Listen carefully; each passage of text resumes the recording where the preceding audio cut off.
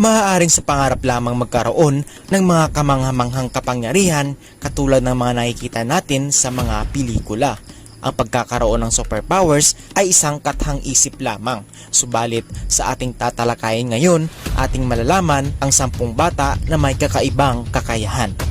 Kung gusto mo ng mga kakaibang kwento, mag-subscribe lamang sa aking channel at pindutin mo na rin ang bell notification para updated ka sa mga kakaibang video na ia-upload ko. Ang mga batang ito ay maaaring hindi naglabas ng mga optical blast mula sa kanilang mga mata o magagawang lumipad pabalik mula sa lupa patungo sa kalawakan. Ngunit ang mga batang ito ay nagtataglay ng isang espesyal na kakayahan kumpara sa ibang ordinaryong bata. Number 1. The Unfreezable Adas. Isang bata sa Poland ang nakaligtas matapos mabalutan ng yelo sa labas ng bahay sa loob ng isang gabi. Hypothermia ang magiging resulta kapag ang katawan ng tao ay umaabot sa core temperature na mas mababa sa 95 degrees Fahrenheit. At kapag bababa pa sa 70 degrees Fahrenheit, ito ay magiging sanhi ng pagkamatay ng isang tao. Subalit ang bata ay umabot ng 50 degrees Fahrenheit ang kanyang temperatura pagkatapos mabalutan ng yelo buong magdamag. Subalit ang bata ay hindi namatay, kaya siya ang tinaguriang The Unfreezable Adas. Number 2. Bionic Kid. Si Sol Ryan ay nagkaroon ng blood clot sa kanyang kaliwang braso habang ito ay 10 araw pa lamang, at dahil dito, kinakailangan ni Sol ng isang prosthetic arm. Subalit si Sol ay 10 araw na gulang pa lamang at walang magkasya na prosthetic arm sa kanya.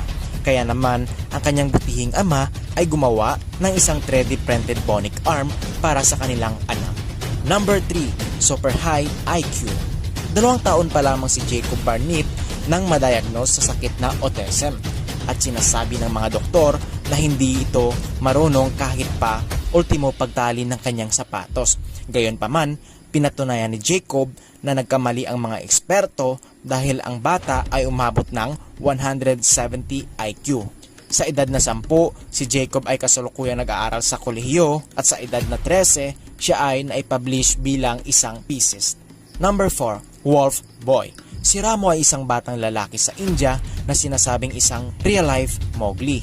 Noong 1976, siya ay pinaniwalaan na nasa 10 taong gulang pa lamang ang batang ito na nirahan sa isang kagubatan kasama ang mga lobo.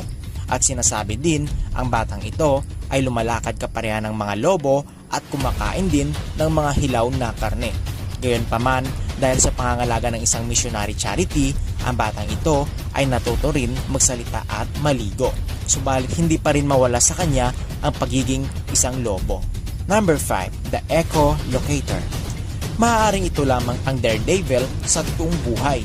Si Lucas Mori ay pinanganak na bulag, kaya naman sa edad na 5, ang kanyang pandinig ay ang kanyang ginagamit para malaman niya ang mga bagay-bagay na malapit sa kanya.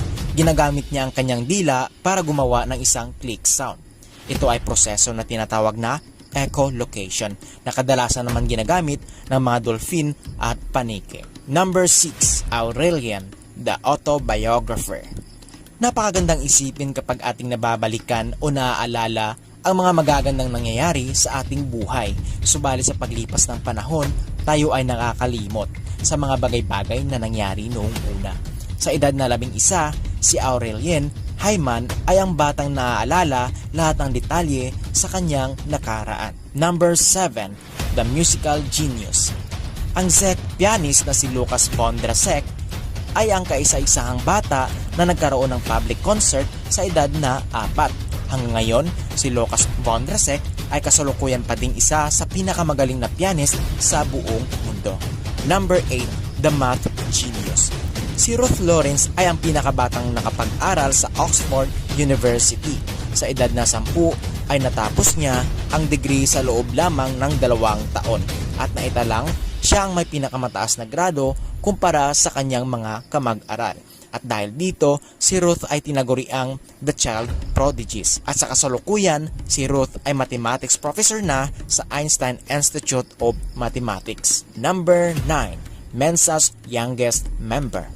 Si Adam Kirby ay isa sa pinakabatang miyembro ng Mensa or the International Society of Genius sa edad na 2. habang karamihan sa mga batang 2 taon pababa ay natututo pa lamang lumakad at gumapang, si Adam Kirby sa edad na 2, siya ay nagkaroon ng 141 IQ test. Si Kirby ay nag-i-enjoy sa pag-aaral ng iba't ibang lingwahe at pagbabasa habang siya ay naglalaro ng kanyang mga pambatang laruan. Number 10. The youngest professional magician.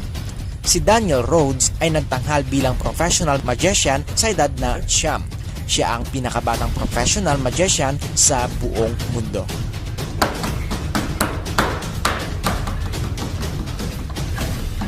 Yo mga kaprobinsya, salamat sa panonood ng aking video.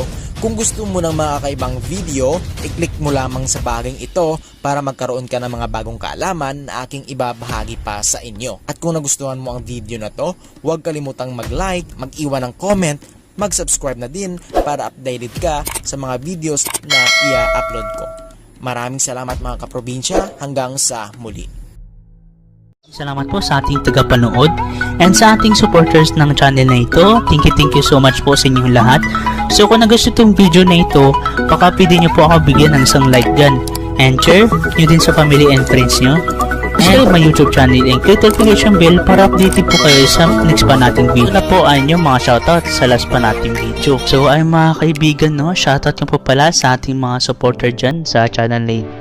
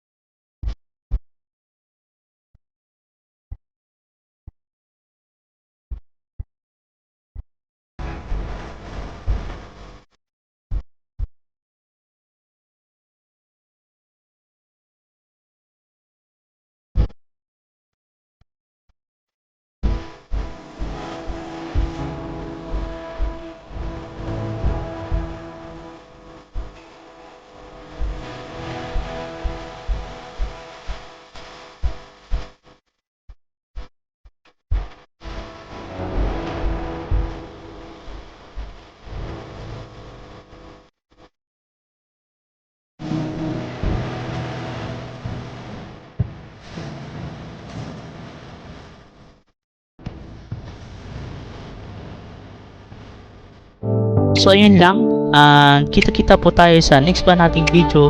Peace out and goodbye. See you in my next video.